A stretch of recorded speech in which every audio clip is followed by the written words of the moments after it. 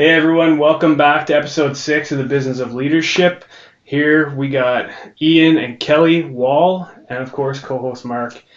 In this episode, we're going to talk to Ian and Kelly about their business, Alternate Route Coffee, how they got started, any hiccups, any issues that they may have had, and where they are today and what they have planned for the future.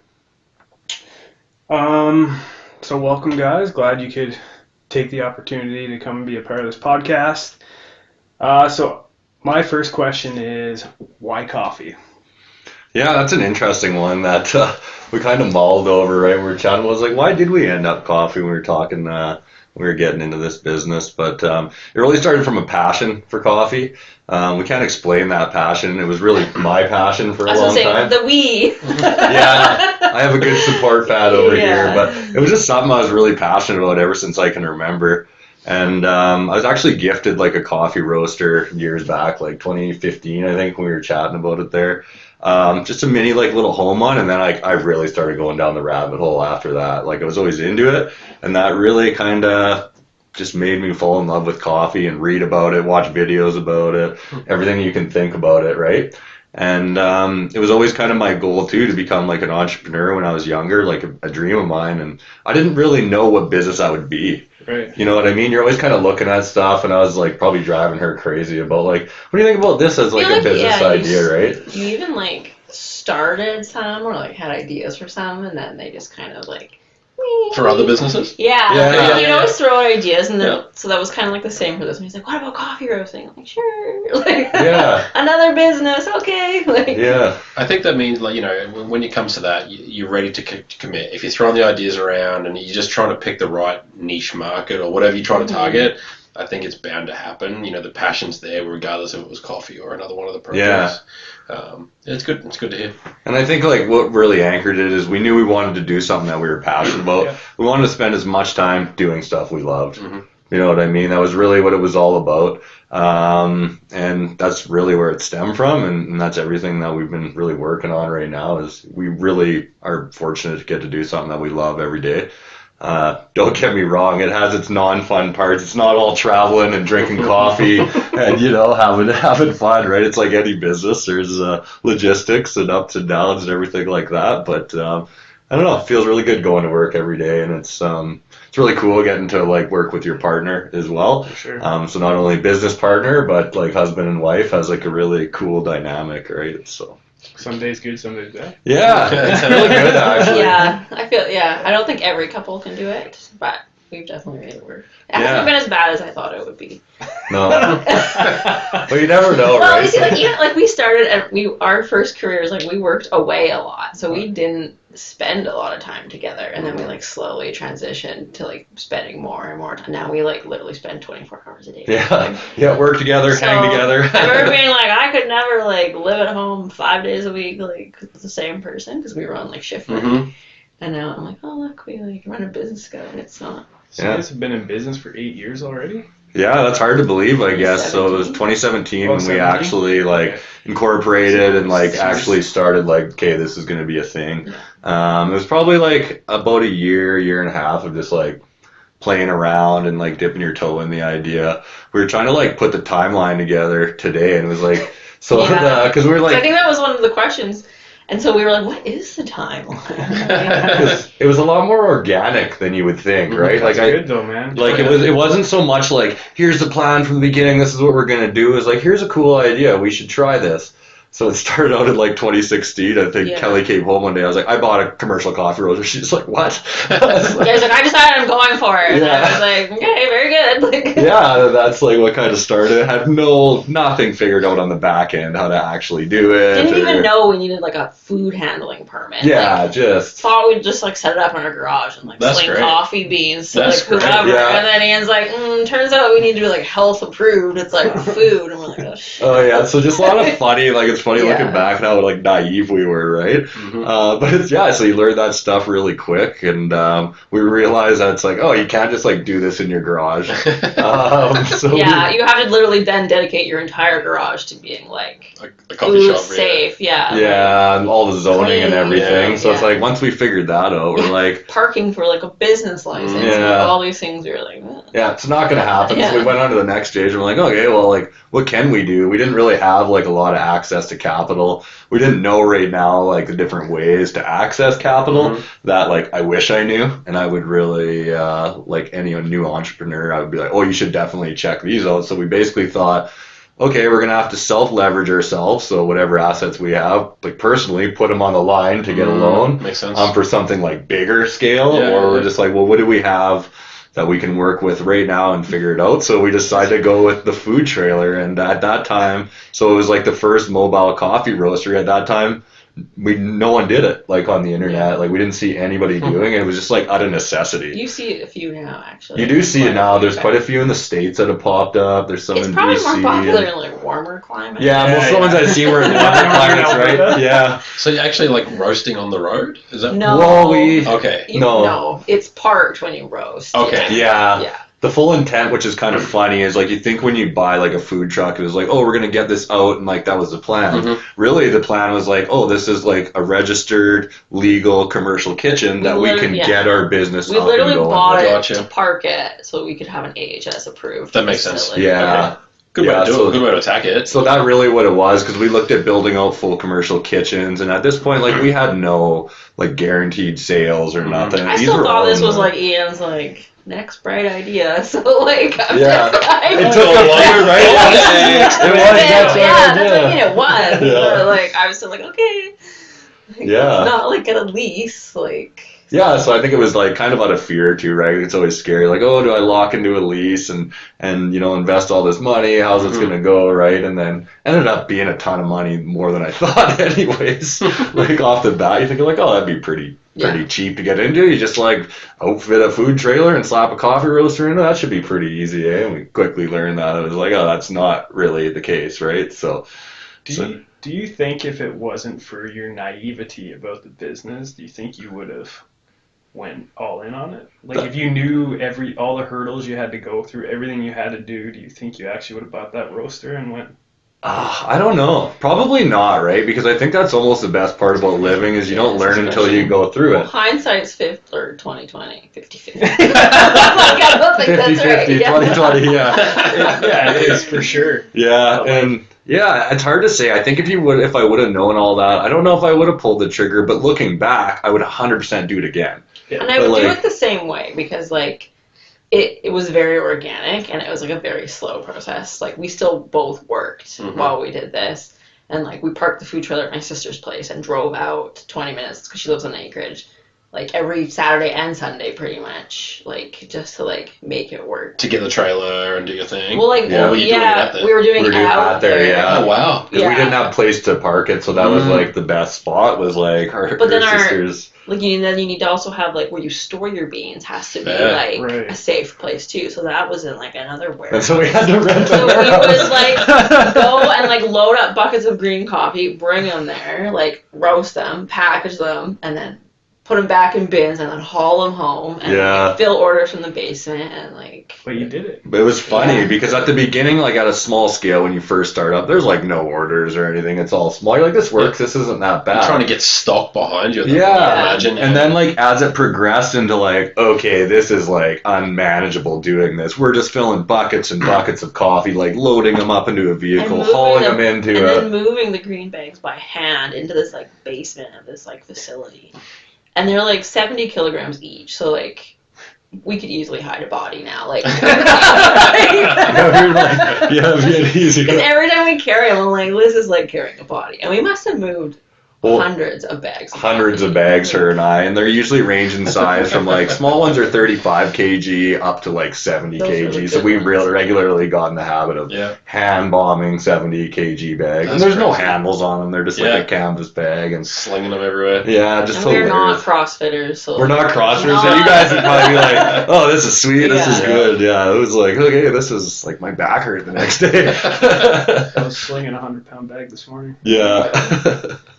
That's hilarious. Yeah. So yeah, it was really funny. But then, kind of moving it forward. And we knew we're like, okay, we actually need to move this into like a full-time space and everything. We knew exactly what we needed at that point. We're like, okay, we need overhead doors, one level, every like pallet jack, everything, like no hand bombing. Like we knew how it all like needed to be just through like going through like. You started looking at a legit business then. You're looking at a proper model. You're looking at a proper process. Yeah, and at that point we were ready to make the commitment because you're like, okay, we know what our sales are like. We know how to actually, or at least a little better than we like, how to manage the whole logistics of this thing, at least a little bit better.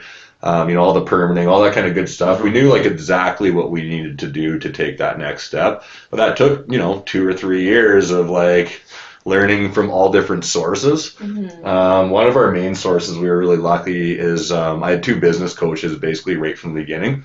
One of them was a family friend. Sorry, is that something that you sourced yourself? No, it was actually through like a family friend. Really? Maybe like I don't want to say stumbled upon, but had good connections with. And like they volunteered their time, and it ended up being like one of the most beneficial. Oh, that's really good. Yeah, and they're very like talented business women that like just really wanted to. I think to me, I never asked them why they did it for us. You know what I mean? Like we offered to pay, but the vibe I got is they wanted to pass their knowledge on to the next generation. That's good. Perfect. Yeah, and they like enlightened us on so many things. Like I bet you. There's a pivotal moment going through it. And they were just the best ladies because they were just like super blunt. Like it was awesome. They were like, well, that's stupid. And when I'd say stuff like, I don't get it, right? And some of the ideas I'd be like, yeah, you're right. That is stupid. Some of them they would say like, that's not a very good idea. Or why are you doing that? And I'd still do it anyways. And some of them worked out to be pretty good, right? So, that's good. Yeah.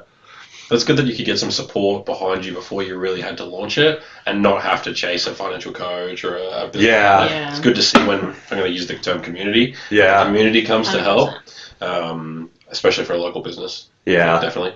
Mentorship, right? Yeah. Mentorship is a big thing. It was, people that have been through it. Doesn't matter the industry you're in. Someone that's been doing something for 30 years at a professional level, they have some lessons to share, and they're usually willing to share them to people that are like really, especially if they're interested. Yep. So I was hungry for knowledge, and I wanted to learn as much as I could. And I'm a really big like risk adverse person. You wouldn't think, but I like to buffer our risk when we make decisions. It may look like random, but like you need to have a plan, and you actually need to do kind of like a risk analysis of the thing that you're undertaking and see if it's viable. You do. And do your best to manage that risk, because like I feel like that's what we do now is we're basically balancing risk in every decision that we make.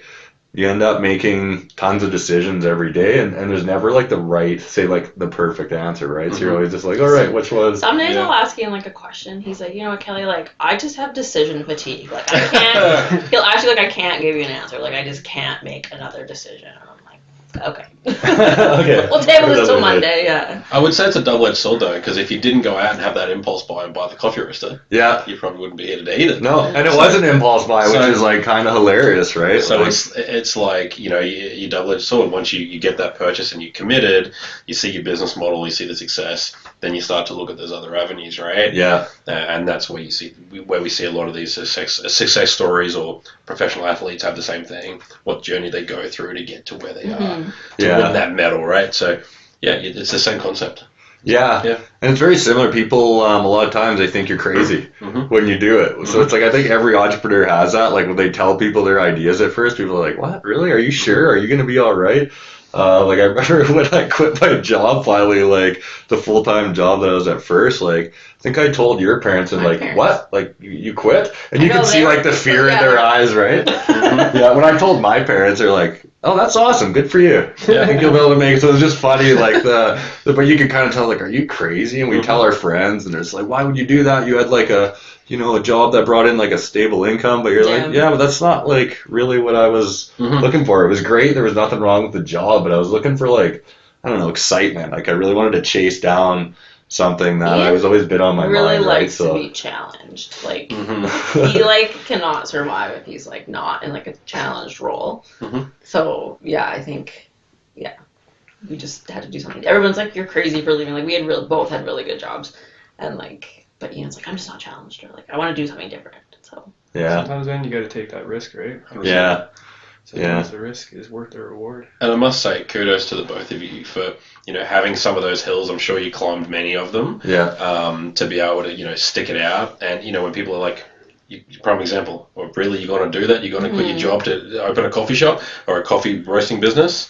To stick it out and be together and hold each other through it is key. Yeah. And that just shows that through strong willingness in business, you can really achieve any kind of outcome that you need to achieve. And I think that's really what it is. It's the will. Mm-hmm. We were chatting about that even today. We were at just a business event. What was the quote that the guy said? Desperation is some of the best. Drives results or something. Yeah, we can't remember this. Something along those lines, and I was like, "You're right." It does, right? I actually just left my job last week, and so I'm like, I'm getting like this. Come on, now it has to support both of us, full time. So. I'm very similar in that same sense too. I thrive. I find I thrive in chaotic situations. Yeah. And my procrastination leads me to it creates some of those situations, but I feel like that's where I feel most where I can thrive the most. Yeah. Yeah, and I've always been like that. Yeah. Yeah, so it's interesting when you create those own situations for yourself, whether they're on purpose or not, but the results you get out of those times are just amazing, right? And that really hit home when that speaker was talking today on a panel, because I think someone asked him, well, how'd you make it happen? He's like, well, you have to. So there is no, right. They had 2 kids. They had a whole family to support. Yeah. And he's like, oh, we had no choice. Yeah. Yeah, it shows the true human spirit that I think we all have, right? It's just it is easy to take the easy route and what's comfortable, and a lot of us, we fall into those. I'm guilty of doing that on a lot of things, right? But it seems to be your human nature is built in to be are you sure you want to go out in the cold? Are you sure you want to work that hard, right? We gotta be yes, that is what I want to do. Mm-hmm. You know what I mean? So starting to sound like David Goggins. No, I'm not trying to do that. But it is kind of funny though. Yeah. Wasn't trying to do the Dave Goggins reference. You think you're tired? You're only at 40%. No, I was at 90. It was a great book. Yeah. The coffee roaster you were gifted, did you ever thank that person? It was his parents. It was my parents and my sister, and my auntie had been roasting coffee her whole life. As fun or whatever, and she told her about it. So it was kind of a cool little family. I think they had liked this, and they know that that started it all. So I've never really asked them what they thought about that or anything like that. But it'd be cool. Lifetime supply of coffee. Yeah, no, they still buy it. They buy it. Yeah, they're huge. That's good. Don't give anything away for free. Well, that's always the hard thing, eh? The friends and family discount. You're oh, I love you guys, but it's I also need to pay a mortgage here too. I'd love to give everybody free stuff. Bags of coffee. Yeah, I kind of need some coffee. Yeah. Just jumping back to that mentorship though, Matt. I can't get it out of my head. As you guys also get older and more established within the business too, it's also going to be important for you to pass that knowledge on to somebody else too, right? Yeah. So hopefully when you guys do get older and the opportunity arises, you're able to pass that on and help somebody else out. 100%. Well, I think that's something we owe, right? We were gifted someone's time, right? Mm-hmm. People choose where their time is, and we feel super grateful for that time, and I hope it feels weird though, as I don't know enough to mentor somebody yet, but it's when you reach that point. That's a pretty deep question. That's pretty deep. That goes a long way. That's a good one. Yeah, because it's I want to make sure if I would be telling something, I'm actually providing a value and not just kind of I don't know. Just talking kind of thing, right? Even if it's a second opinion or insight on something, it's important to keep that. Yeah. Going. And I think we chat a little bit about the community side of things as well. Is you have a lot of informal mentors actually, and some of them are actually just other businesses that you're friends with. You kind of sit and chat, and it's just really interesting how they'll grow a whole new community when you're business owner, I think. Honestly, we didn't really know that many people in Leduc when we moved there, and we didn't care to. We had our friends in the city, and we're good.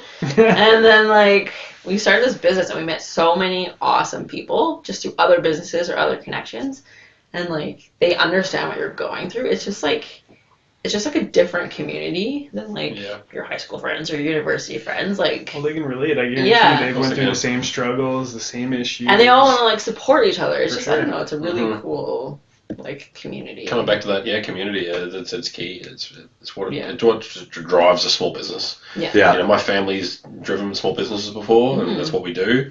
And very much the same. You're ingrained in the community. You start to make those connections, and that's where your business comes from. Yeah, it's important to like give back to your community. And it is. Just be like, I just live here. Yep.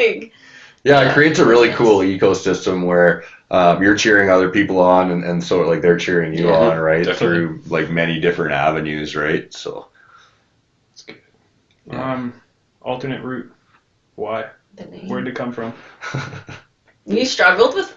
We wanted to putting come it into words. Yeah, we wanted like the sales pitch thing. Ian's like, I want like one sentence that really just resonates with everybody. But like, so I don't. What it's this our life is the alternate route. I guess it's like taking a different path than like maybe what would be like society's idea of like, because we had the society's like idea of like the perfect life or whatever, perfect jobs. Go to an office, get we had our suburban house. We both had like awesome jobs. I had a pension, I worked for the government. Yeah, you go to an office, and if I work really hard every day till I'm 65, then I can start doing things I like. And I was just like, I felt like I didn't want to like do that. You know what I mean? I didn't want to wait till I was 65 to feel alive.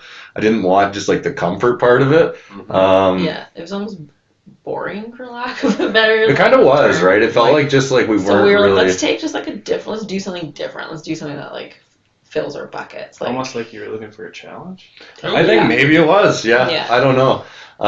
We have a sign in our roastery. I don't know if you noticed it, like above the door, and it's like a double black diamond, like a ski run sign, and it says alternate route. I did see that. So it's just about like taking like maybe a harder path, but it'll be more fun. Right? It'll be more fun. Run, The path less traveled. Yeah. So it's really based on that.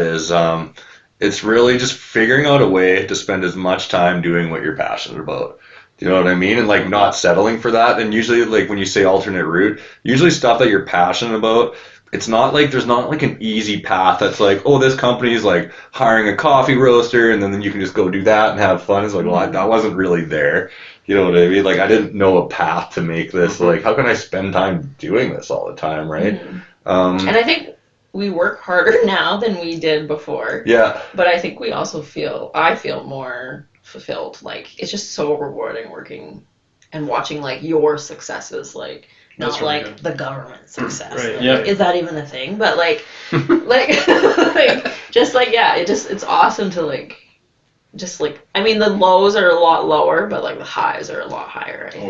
I can imagine. And it's crazy because like when I hear alternate route, I think of where the coffee's going to take me once I get one. Like that's kind of where my mind goes. Yeah. What route is it going to take me once I get my coffee? I'm going to go to the office. Yeah. Or am I going to go be a welder? Or, that's kind of where it takes it for me. So, yeah, it's cool. I think I really dig the name. And that was what we were hopefully doing, like on the back of the coffee bag, is hopefully like inspire people to be like, I should take a leap. Maybe there's something in the back of your mind that you always wanted to do. Maybe you're like, hey, I just want to like take this college course or something like that. Or maybe I want to even try a different job at the same company, but you're like, I don't know, right? But it's just like, do it. And like you want, like because when I hear stories of other people just going after it, it motivates me. I'm like, well, why can't I do it? Like this person like totally did a 180 and figured out how to make it work. Like what makes us different? Why we can't do that, right? So I'll be honest, that's exactly how this podcast started. Yeah. It was like I was toying around with the idea. I got into podcasts like probably like a year ago. Started listening to them, and I'm like, I think there's an idea. Like my huge passion is leadership, like we talked about, business kind of ideas and people who are high performers, what motivates them, and just transcending that knowledge into different people. No different than Mark and I at work with our teams. So I had this idea, and him and I were tossing it around for a while, and we were dragging our feet, dragging our ass, and I said, you know what, fuck it, man, we're going to do it. I don't care, we don't have all the gadgets, we don't have all the tools, we still don't, but we have mics from work and stuff, and we just borrow them, and you know what, we went for it, and it's not the greatest quality, but we still continue to kind of learn, evolve, and keep pushing that envelope. Spread that message, I think, is the key. And find something that you're passionate about, man. Yeah. And like it'll grow organically. Like we had like 3 people that bought our coffee in the beginning, and I'm pretty sure 2 of those were our parents. So like like just do it. And honestly, podcasts are great. Like, we both listen. You listen to a lot. I'm obsessed with them on all topics. But I really enjoy, like, I listen to everything from, like, finance to, like, business, to, like, health. great. Like, I just, like, love, like, learning about it. And audiobooks are good, too. Yeah, that's where I started, actually. Yeah, I actually started with the audiobooks as well, and then they were too expensive, so I was like, well, these podcasts are free. So I only get one token a month. Yeah, so I'm just like, okay. The library has audiobooks. Yeah, they do. So, but then audiobooks, like, a library card. They reminded me a lot of actually like a book, because you just got to essentially hear other people's perspectives, and it just, I found I was just like learning more and more, and it's like a couple things I realized is like, wow, we're all very similar. No, like we all have very similar feelings as humans, you know, and everybody processes them in like different ways. So it's cool listening to podcasts, and that's where you learn. I think that's one benefit podcast has, is because there's no really governing body. You can put whatever content out you want, and people are truer, more honest. There's no like hiding behind Hollywood. Yeah, like in a book, you have to meet a certain style of publication, all that sort of jazz. But podcasts are real and. Yeah, they're pretty raw. Like they can be pretty raw, definitely. Yeah. You get so many different opinions and experiences. Yeah. Well, the barrier to entry is really low, and I think that's what makes it awesome, because you have all sorts of different folks that you get to hear and learn from, right? It's not like something like, oh yeah, no, you have to actually have $100,000 worth of gear to get into this, and like a network deal. It's like, no, you can like. You could probably, I don't actually know anything about it, but like, you could do it on a phone probably, right? Like if you wanted to, like. Most people have a phone, so it's like the barrier to entry is like, okay, let's do that, right? Yep. So, yeah, we're big fans of podcasts. I don't know if they like track it as a stat, but I'd love to know how many hours of them I listen to in a year. It's got to be hundreds. I could tell you. It's got to be hundreds, right? So, yeah, there's some good ones. You had mentioned when we talked, we were at your place. You guys don't actually have salespeople. No. So how did small team. How did you get your product out to market? It was honestly through relationship building. That was like a really big trick that we learned, not actually from the two mentors we were talking about, but another mentor that we were lucky enough to have. And it really resonated with our values. It was just like, if you build relationships with people that are actually built on substance, like you're not just trying to like sell something or do something. Used car salesman. Yeah, doing a pitch all the time, trying to get you. Yeah, like you're not doing a pitch. It's just like it seemed to organically come, and it wasn't overnight or anything. And we still did strategic things. Don't get me wrong, but a lot of it wasn't like. We don't like doing old school sales. Like I consider old school sales as like, you have the techniques and you read and you show up and then the sample bag. The annoying guy. Yeah, and then you're following up on it and stuff. And I remember even buying stuff in the past, whatever it was, but you meet like a good salesman, like whatever they're selling, he really wasn't pushing you on anything. He was just like educating you. Never would ever reach out to you after, but then you'd be like, I like that guy. So when you finally decide that you do want to buy his product, you're like, I'm going to call that guy because like I liked his sales style, which wasn't really sales at all. Yeah. They like educate you and they're just like, yeah, if you need anything else, let me know. Yeah. Kind of I thing. think right? as like an entrepreneur, especially like in the startup stages, you are like the jack of all trades. You do. I was like the bookkeeper. Like Ian was like the sales guy. Like, I hate bookkeeping. We do not do that anymore. But like, so you try and build relationships, but like you have to like go out and like we reached out to Friesen Bros, and the reason we got in was because they liked our packaging. Our packaging looked professional. So like, had we done it, like, I don't know if you saw our first bags, but like had that been sent to Friesen, that would not be on the shelves. But like we took the leap and invested, I don't know how many. We had to buy 10,000 bags, I think. Yeah, which was big at first, and now you're like, okay, that's like, when are we gonna buy some more of these? Yeah, and now we're gonna like buy another like round of bags. But like we like and made sure we invested like the time into like a designer and like, because I remember the biggest thing Ian told me actually was our logo. He was like, we need to design a logo. He's like, but it's gonna cost us $3,000 at the beginning. $3,000 for a logo, like no. I don't think so. And Ian was like, this is not Ian again. I'm gonna do it anyway. So he like met with this designer. And, like, we get so many compliments on our logo, or people like, yeah, your logo just, like, I was just so attracted. And I'm like, he was like, well, some of the best money we spent. So well, now you're looking back, you're like, that's cheap. Because you just didn't know. You were naive, right? You're just like, why does that cost so much? Seems like a lot of money. Well, because it's a highly skilled person creating stuff. That's why. It's hard. It's so funny because the logo, like, I have you both on Instagram, and the logo is you. Yeah. Like, the mountains... coffee, obviously, Yeah. and the van. Yeah. That's exactly what I We'll have to envisioned. turn it into a Ford. Well, and like kind of Not a Volkswagen. the vibe we were going for was like alternate route. What inspired me was it was kind of the same thing we doing. It was like before van life was a big thing. There were so many people that really wanted to like, hey, I want to like hang out in a ski town. Yeah. Like I can't afford anything, so it's like I'm just gonna live in a crappy van and make Yes. my dream happen. So I was like, oh, that's what like we're doing, right? That's we're gonna cool. figure out a weird way to make what we want to do It's happen. great, and Yeah. the logos. Yeah. work Yeah, it is. great, It is man. good. Yeah, no, we appreciate So that. some of the best money we spent. yeah. Yeah.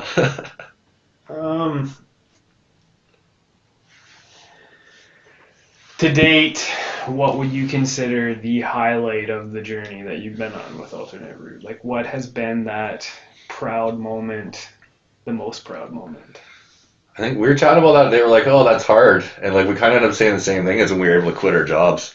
And we loved our jobs. Like we're not trying to hack those jobs, but it was just like a feeling of empowerment. You're like, it's all me now. Like this is, I have the freedom and accountability. It's a single swim, really. Yeah. Make it work when you go back to the day-to-day job, right? Yeah. Yeah, like sometimes I think about like if I actually work like full time in an organization, I'm like nervous. I was like, oh, I'd be a crappy employee.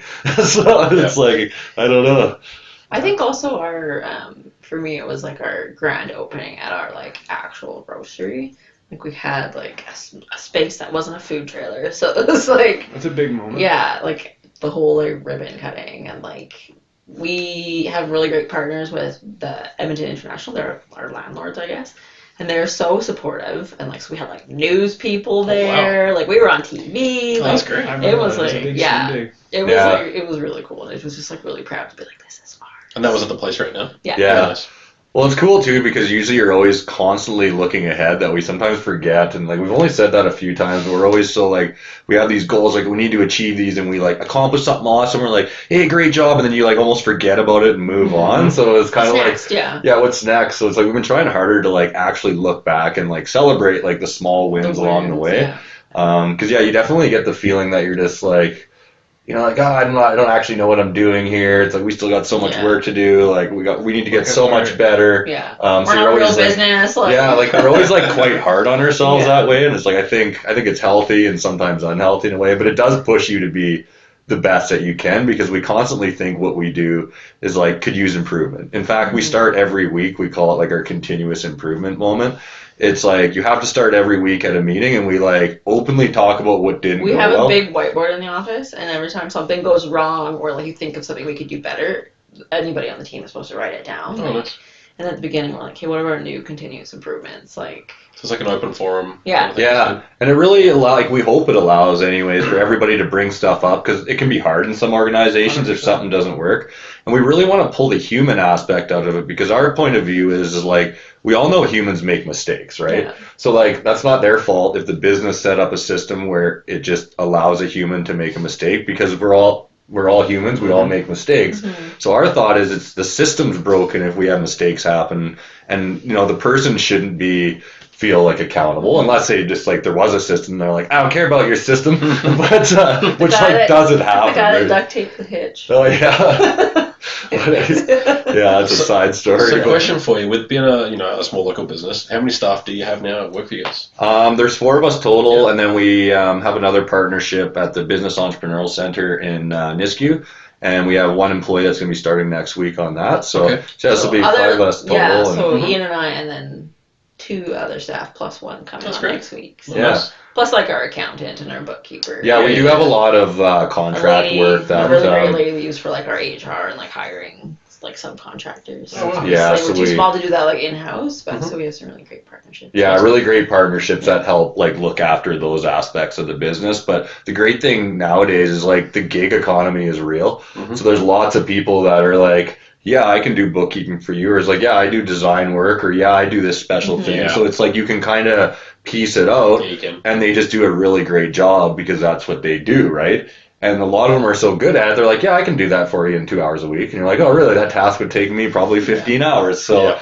so it's kind of that hybrid approach. And I think all of them are pretty much like local to this area, which is really cool. So, you're hopefully supporting the local businesses around, which is nice too. And a lot of them are very similar people to us where they're just kind of following what they want to do. And, they kind of do their own thing, right? And so it's pretty cool to support that. We talked about like the positive and the highlights, but do you guys ever look back? We talked about the continuous improvement, but do you ever look back and look and see what actually like the highlights and tear them apart and see what went right, why it went right, and like dissect them? Yeah, all the time. Everything event that we do, we all focus it around like a continuous improvement loop. I feel like we do that less though. And I think this falls back to like it's a human element. Trying to celebrate this, like us trying to celebrate the small wins. Like I feel like if something goes wrong, we really dissect it. If it goes great, like great event, guys, great event. Yeah. Like, hats off, move on to the next one. I know. Yeah, but yeah, I never thought about that. But the focus is usually clear errors that we as a team make, and everybody knows, and we're like, we need to fix these, and all the effort's on. It's like, let's get this fixed, let's do it better, and we don't really say like, yeah, there was 10 other things we did really good. So that's just like that's baseline. The meeting with like recognition moment, but I feel like so we're just like, oh yeah, great job, thanks for doing this. Yeah. Like somebody steps up or somebody comes in, like we've had people come in and be like, oh, like, your staff are so great, like they obviously get the recognition. So like, thank you. So like, but yeah, I don't think we again trying to celebrate the small wins. Like I think it's something we don't do enough. Yeah, I think we do need to work on that a little more because I think sometimes you focus just on like really big, massive, like groundbreaking stuff, and you forget that it's like, well, actually, what got us there was a ton of little wins and moving toward there. Like you don't really do anything really cool and like, you know, one big step, or we haven't anyways. A lot of it has been kind of organic growth towards those bigger things, right? Yeah, for sure. So yeah, it's been cool, and I think that's eye-opening too. I think wherever you put your energy at, that's where you move, right? So I think it is cool to celebrate those things, and I think we should do it a little bit more. Put that on the continuous improvement. Yeah, put that on the continuous improvement board. Yeah. It's like a human nature thing, though, right? Like whenever something goes good, we don't really think about it. We just continue on. Yeah, you just like, this works good. Yeah, but when something happens and there's an issue or there's an error and there's roadblocks and barriers, that's when we actually think we need to dissect them, which is not necessarily wrong, but I think we really, as a human nature and in business and leadership and whatever, we really need to focus on a lot of those small wins or those mediocre wins and continue to push that through the organizations. Well, it feels good too. Oh, 100%. You know what I mean? And especially if someone else recognizes, that was kind of the point behind those recognitions. Like it feels good, right? When someone's like sincerely says, like, even if it's something small, right? Like, thank you, I really appreciate that, right? That was always something like when I was on the other end as an employee that I actually appreciated. I didn't like it in public. Or like when someone, the same way, I don't like that public recognition thing, but I really appreciate it when someone would like stop by like your office or give you a quick text. They're like, hey, good job. Like I appreciate your efforts. That's good. I was like, I appreciate it. They're like, oh, they noticed that I like really tried hard. So I try to like do that for, other people because I'm hoping that has the same effect.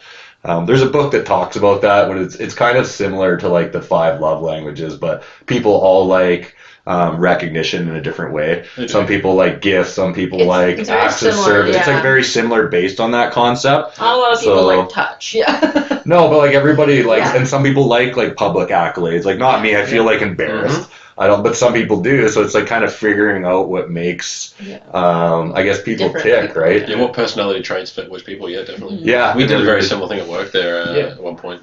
Insights. Yeah, it was really good. Oh, was that disc training? Pretty much, yeah. Yeah, I did that as well too. As well. Yeah, and it tells you kind of like your personalities and like how you should chat with certain people. Different colors. Yeah, I was like yellow and red, so was it like yellow's like super like sociable. Yeah, like that's what I love doing. And then I was yellow green. Yeah, so like and then it says like recommendations. I feel out of the loop. When you walk the into his government office, doesn't do this. They don't care what you feel like. I found it really good and insightful because what it like opened my eyes up to is like I always, tried to treat people the way that I like to be treated. But it was like, well, some people want like something different. So some people hate it when you come to their office and have small chat. And they just want like, give me the business and say go. And then some people are like, how's your weekend doing? And I'm like, and I'm like, how's your weekend going? How's the kids going? Like, you doing good? And it's like, I like that, right? Then you're like, okay, now let's talk business and be serious. But it was just like, it was eye-opening there. Like, oh, okay, yeah, people have different. You do. And I think in organizations, small or large, you've got to know the level of the person you're talking to. Yeah. You're not going to come at a yellow or a green, let's use that example, with a red energy. Yeah, exactly. You're just not going to get it, right? So, you've got to look at the situation, look at the people, look at the process, and then tailor it to what fits both, works what fits and works both for both of you. Yeah. You can't always have one win over here and one loss over here. It just doesn't work. So that's really good. Yeah, it's such a dynamic thing, and yeah, I really enjoyed that course. I know some people didn't really like. They're like, I don't know if that makes sense. I thought it was quite insightful. Like, I love that kind of the psychology side of it, because I think we all kind of know it in the back of our heads. We're like, oh yeah, that person. When I tell them something, they want like usually data on a PowerPoint slide, and then another guy will be like, you did the work, right? And I'm like, yeah. He's like, okay, that's good enough for me. So it's just like funny how different people wanted different, like expected different things, which made them comfortable, right? If you were proposing something to them. Yeah, and then you see that because those personality types usually trend towards certain jobs, right? We notice that. You know, like the social people are generally in, you know, some type of roles, and like the data analytical people usually like jobs where they're like really dealing with like hard data. You know what I mean? And analyzing it and using that to make decisions. And that's where the like-mindedness in business comes. Yeah. You find people that are in the same interest or the same color or energy. Yeah. And you hold on to those people, or you grow from those people. So, yeah, you're hitting all the nails on the head. I disagree with you wholeheartedly. Do you? Yeah. I think it's important to have the variation of different people and different energies. Like you and me, man, we're almost like complete opposite. But we work so well together. It's that yin and yang. Yeah, that's what I'm saying. But what I'm saying is, it's more the energy brings you being yellow. I would instantly be drawn to you because I'm a social contact. I'm drawn to that instantly. Where I know Matt brings that blue energy. He likes to be a bit more methodically thinking. It'll take a bit more time to process. Where I'm a bit more shoot from the hip. Right. Yeah, that's why I have to make a decision. Like whoa. Like, and you know that's where the yin and yang is. And you know, I gravitate to that, and I've seen in business where that red energy or that business energy, they'll gravitate to each other as well.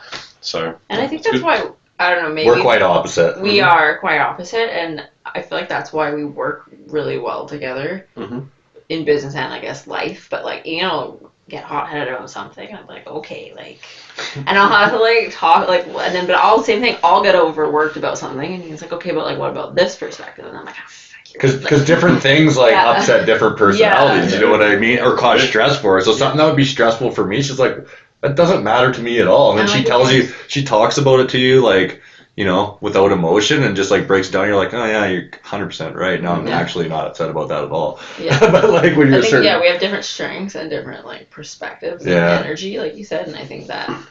Like, we're similar on a lot of levels, but we're very different people, I think. Yeah, I think that's been the big benefit of working together, is kind of that counterbalance and challenging each other. We're big fans of that. Like, we should be challenging each other on the way we do things, or if we need to be better, and we should be able to say that to each other.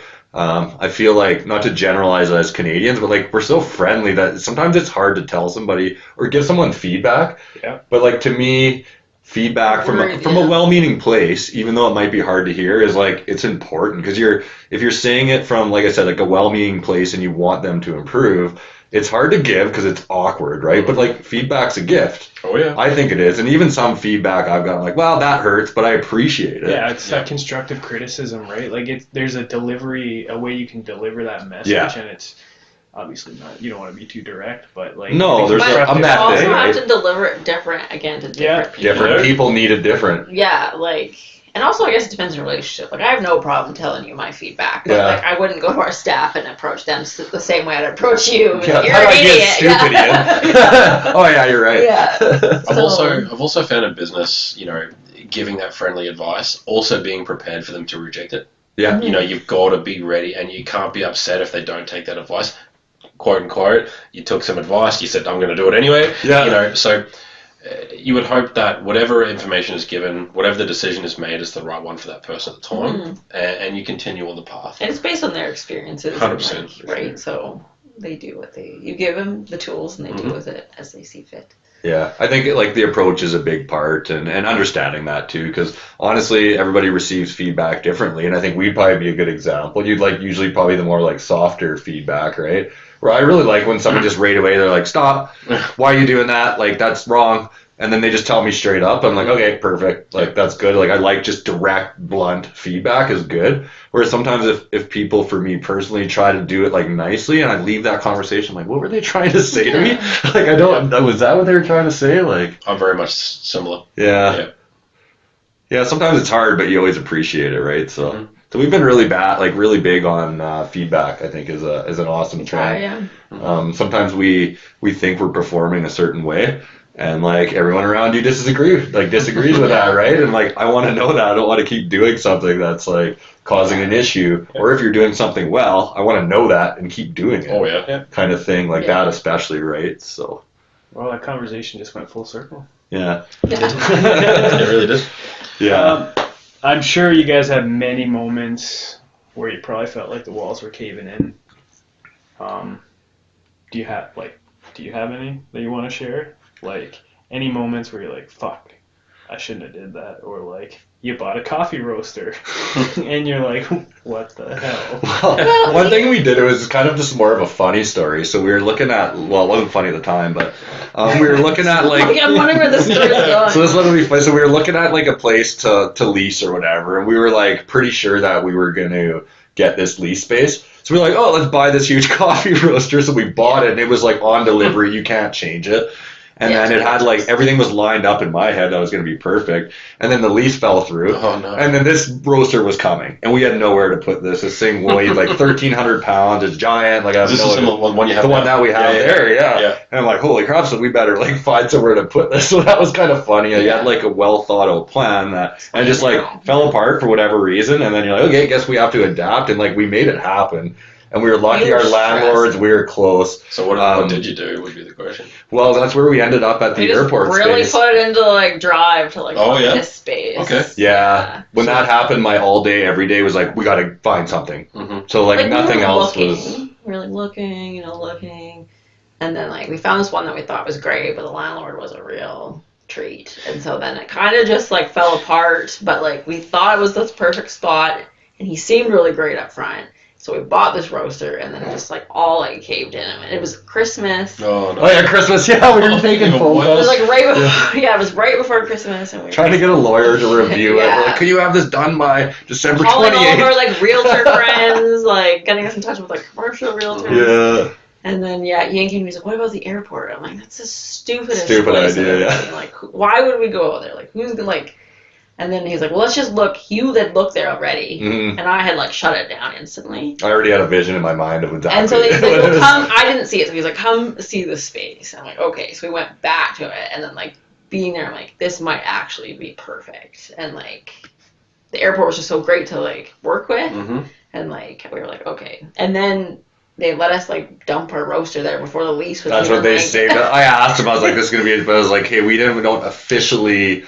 Like, we had like signed it, I think, but it wasn't officially our space yet. Yeah, until like the following month or something. So we had like 10 days or I can't remember, but like a period of time where we weren't legally renting that. We were like, can we put the roaster there? They're like, yeah, for sure, as long as you have insurance on it. We're like, okay, real cool. cherry on top, we're like, do you have a forklift? Oh yeah, do you have a forklift? To move the roaster. So I didn't think that you needed a forklift. I don't know why I didn't think that. So they helped us out with that too. Yeah. Yeah, so that was an interesting one. So it wasn't really like a huge deal, but it was kind of funny, and it was big at the time. You know what I mean? Like we had nothing figured out. We thought we committed. First purchase, like that's the roaster that's going to make you the money, right? Yeah, like we had invested in all of this, right? So it was kind of a funny experience. But like walls falling around us, like what was one that we had? I think, at the end before we figured out a way, it was a big one. So we were on that 2-kilogram roaster, roasting out of the food trailer, and at the end we were roasting 7 days a week, every day, and like we still couldn't keep up, and it was starting to feel like it was breaking us.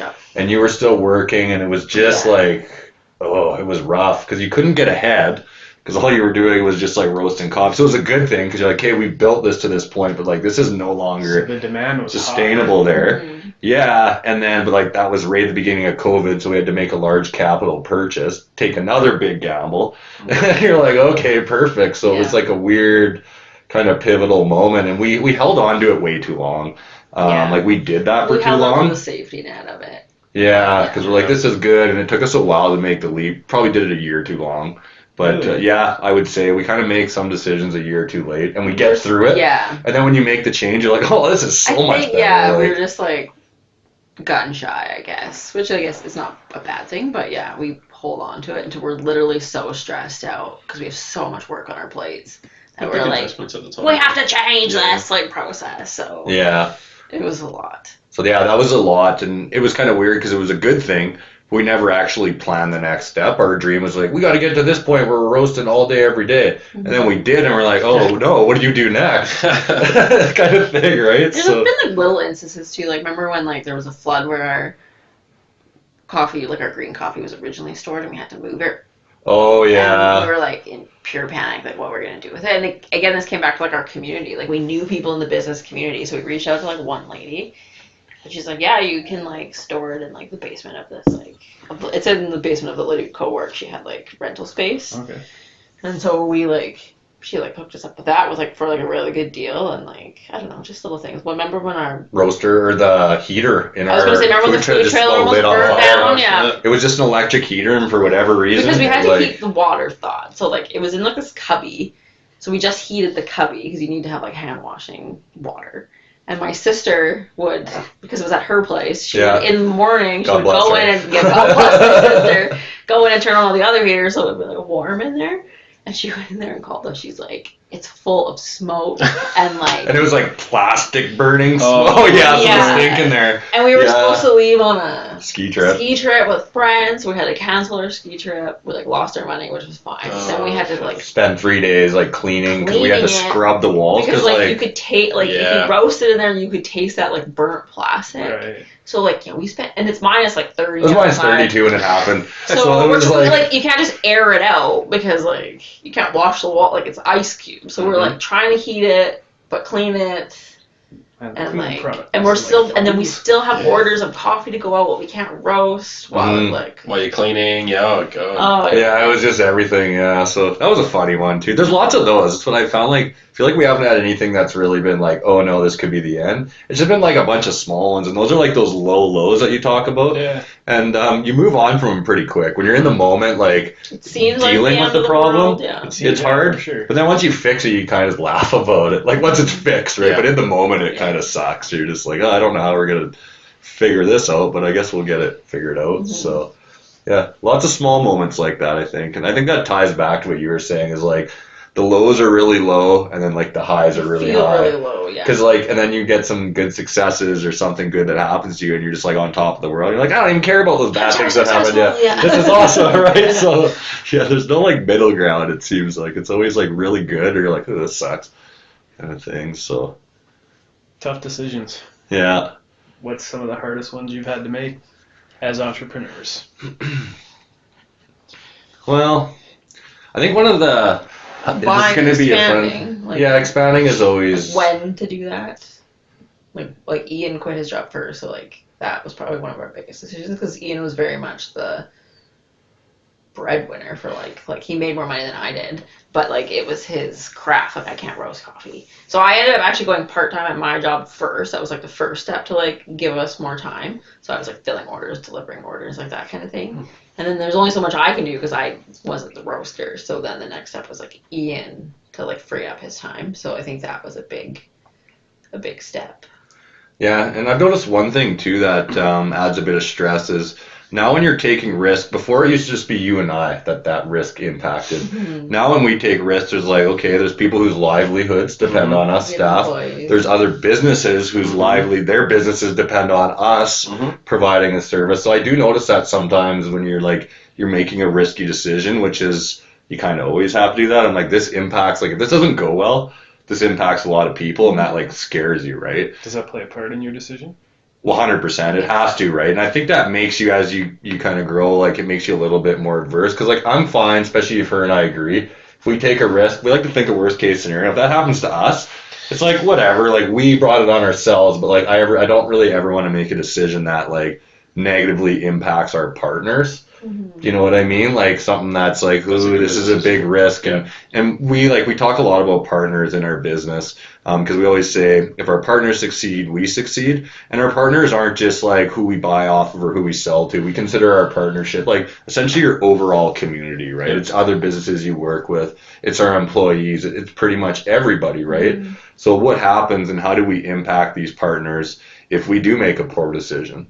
You know what I mean? So I think that's one thing that's really, it really affects your decision making because you just want to make sure that you're making the best decision for everybody. Mm-hmm. You know, you don't want to be just selfish. So you want to be like less reckless, I hope. You know what I mean? Because I feel like we were kind of reckless in the beginning, just like probably because you don't know better yet. And we So you're still like, had our other whatever. jobs, and we're like, who cares? It's like a hobby, more or less. Yeah, it was a hobby, and I thought Ian was just like on his little tangent of like it's your entrepreneurial flavor, but like Yeah. Yeah. Were there other business ventures that actually went through? There was one. I started a crappy T-shirt company. That one didn't work Yes. out. Everybody does that with some friends. We still Great have some people. stock in our basement that literally. Yeah, so it was a cool idea. Just nothing was thought out. Didn't really work out. So that was one. Yeah. I think that was about the only other One business venture. that like actually. Most of them were like kind of like mind experiments. Like I'd always chat about them, probably drive her crazy. Like, what do you think about this, right? And it always hinged off like doing something cool. I never really cared. Like the goal wasn't just to be like, I need to get as rich as possible. So the idea is It's just always been around living like freedom. your best life. So Yeah. you can be like, let's quit our jobs and move to wherever. I'm like, and do what exactly? Like, so like it's always been like ideas about like how can we like live a cooler life or Live like a more your- live yeah the live life you hard want. yeah. So it's never been about like. Although there was like you wanted to become a lawyer at one point, and there's like an LSAT book in our house. Oh, that's when I realized I didn't want to be a lawyer. Yeah, I was just like, yeah, I think I'm only doing this for money. Yeah. Like I was like, so. So actually, I was like, that Were was you like, watching Suits at the time? No, I wasn't actually. This That was like- before this was, Netflix. like, Yeah. this was like straight out of university. Yeah, and I was like Ian's gonna like, go. I might go for my LSAT. And I'm like, okay. And then like that died real quick. Like, Well, yeah, because I don't know why I'd thought about that, but I was like, oh, this should be a decent job where you can just make it. And it was 100% like, I was like a 22-year-old, like young man. I was like 100% based off of like, oh, this could be prestigious yeah. and like well paying, right? And then I started actually thinking about it. I was like, that's the last thing I want to do. So, See if like, we could sell that book on Marketplace. I probably old. I don't know if the LSAT changed. I never did take the LSAT. No. I don't think you even read the book. Like maybe the little. No, we went and drove across Canada and said, I started reading it and then. There was no audiobook for it. No, there wasn't an audiobook sort of thing then, right? So I was just like, yeah, I don't want to do that, right? So, so yeah, that one wasn't a business, but probably would have turned it into a business somehow.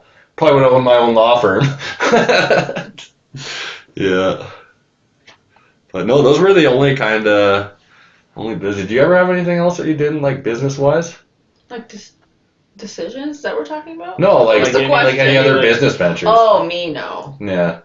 We always like play like my dad had success with like real estate, so like we always toyed about like real estate property, but we never moved on. I think every time we talked about it and actually started working through that idea, we're like, no, it Like doesn't. Yeah. fixer-uppers or like going into being a real estate agent? No, No, like like rental kind of Okay. thing. Yeah, like rental Or- properties yeah. and every time we kind of talked it out, it just like it didn't really seem to suit what we were looking to do. Yeah, I'm So- like, I don't really want to deal with. no, I didn't want to deal with it. It's like I have a hard time managing one house. Like I couldn't Yeah. imagine owning like Yeah. 4. Like, Yeah, so the- yeah. You didn't want to be a real estate mogul. No, that one didn't really Sit with interest us. me. But I mean, I've got people in my family that's how they made like their fortune was like real estate. oh yeah. Like they're really well off, but like we were just like, maybe not for us. So, yeah, it was a cool idea because you're around them and you ask them questions about it and like how it went for them. And obviously they had their up and downs too, and it's cool hearing their stories. But it just like didn't fit like a passion of ours, Yeah. right? Yeah, You gotta have like, the passion I'm for like, sure. we'd have to hire a management company. Like, Because the one thing I've realized, at least your family that did that, is like they just love property and like knowing the value of something. You know what I mean? Like they always were looking at property because they enjoyed it. Yeah. They Yeah. thoroughly enjoyed like always looking at property and looking after it and building it up. I was like, yeah, I'm not that person.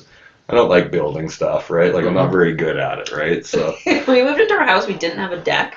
And every year, Ian's like, I'll build the deck. We'll build the deck. We have another book, How to Build Decks in the basement. Brand new. Yes. I think it was like $50. And then finally one year, Ian's like, I'm not going to build this deck. yeah, I'm let's just... hire And somebody. Ian just like hired someone who was building it in like a week. And I Yeah, was built like, a beautiful deck. Yeah. Yeah, gorgeous deck. way better Just than like, me. we Yeah. just have to accept like our strengths and like accept our weaknesses. I think. Yeah. I was like, are we going to build this book? Yeah, so I like to buy books and not execute.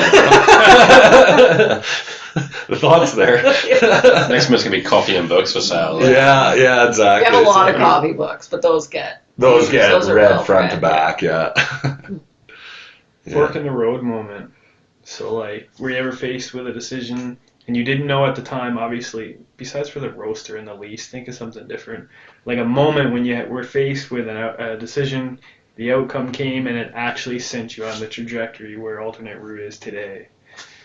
Whew, that's a deep question. Yeah, I think it was being part of the airport community, actually. There you go. So it wasn't even really lease space. So it was something that we looked at, and we didn't actually going into that lease agreement. Like, we only kind of thought about it as like a space and a lease, like something tangible. We didn't really understand. They're like, oh, there's actually like a huge business community out here of like varied people and varied backgrounds that are like very open to chatting. So there's actually like a really nice small business community in our same building. Yeah, I didn't even which realize is there was a community in there. And it's awesome. Very So, cool. You know, I didn't even realize like about the airport either. They're a non-profit, so they want to like make money to like pay, but like they're not in it to be like there's right, like so they want to see you succeed. They're well, they wanted a partner. Yeah. That's what they said to like even us from right from the beginning. They hire us like for, we want to partner with Yeah. you, and that's like, oh, okay. So it comes back to that partnership thing. Like they were looking for the same thing as us. Mhm. It wasn't just a transaction. Yeah. Yes, there is a transaction aspect to it, but it goes far beyond just a transaction. like right? they And hire there's us for events, and they like they're just so supportive. Oh, with the airport? Yeah, Oh, like wow, they'll that's bring cool. in like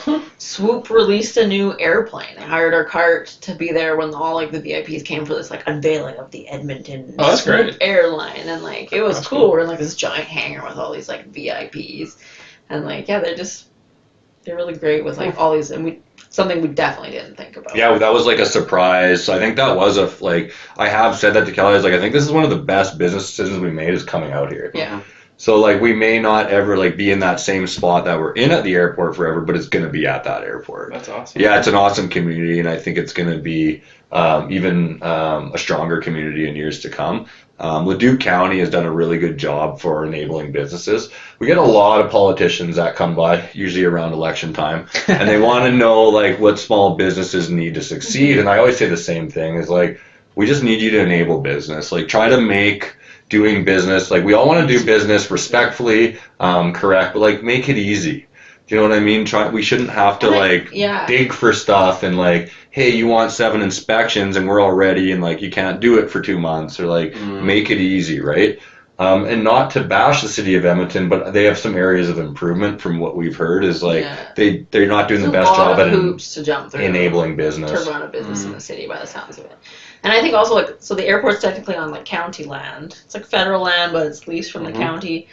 Like Leduc County, they have like an economic development team that's been like top notch. Just like ideas on how they can like support all of like agritourism or like any of the like the businesses in the county, and like how can we get people out here, and like they really work. So I think being at the airport landed us in the county, which landed us with this like group of people and all these other surrounding businesses that have like really partner together. And like again, this goes back, we've had really great relationships with a lot of those other businesses now, and we throw around ideas like how can we get them to come to your business and then our business, and like there's some massive entities in the industrial area where you guys it's crazy. are situated. Like there's some big businesses in there, Mm-hmm. And I see a lot of growth in there. Like there's a lot of new businesses being built in there, and not small businesses. No, massive mecca. They're actually talking about. Remember we went to a chamber event where there was like a commercial real estate like mogul that was talking about this stuff, and he said that it was that's going to be one of the most like desirable places for businesses to go. Oh yeah, like those bigger ones, like you were talking, because it's ease of doing business. Tax structure is very awesome. There's a huge base of skilled, talented workers, the cost of living. So it's like all those factors that bigger companies, because some of those are hiring thousands of employees. Yeah, they are. Yeah. So it's like, okay, we need a base of 1,000 employees, right? Like, and Amazon's got 2 warehouses. Huge and what a better warehouses. place to have it, right at the airport. Right at the airport. So So logistics is great, taxes are great. And the highway, man. You don't have to go through a city to get to. No, these they're places. actually quite easy to get on and off. So that area has a lot of places working for it. So like, even just something simple as logistics is there. So I think we're gonna really see some strong business activity, both big and small, in that area. And I really think it's going to be like a mecca or a hub.